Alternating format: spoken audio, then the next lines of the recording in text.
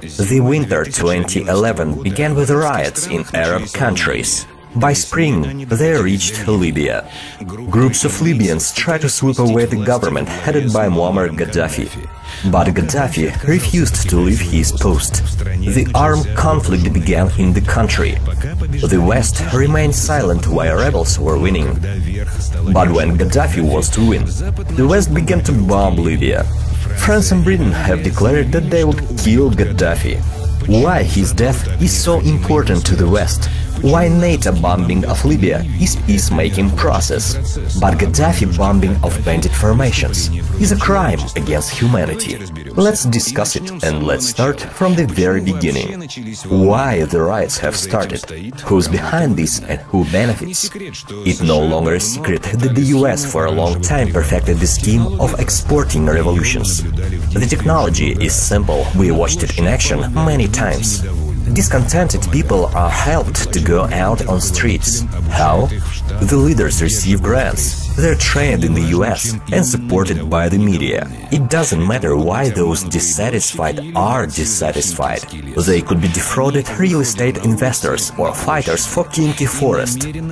They go out on streets and deliberately provoke the authorities to use force. If they shoot at you, you do shoot back. Policemen will shoot back too. Bloodbath and massacres will start. At this point, the power gets a choice: either to show weakness and resign giving in on provocation of less than 1% of the population, or forced to suppress riots, protecting the life and rights of 99% of its citizens. What would happen if the country's leadership leave? Pro-American president comes to power, large enterprises will be sold to the West. It happened in Russia under Yeltsin already. Those days the main assets of our country have been sold. Today they prepare this operation again. What are constantly told by those who disagree?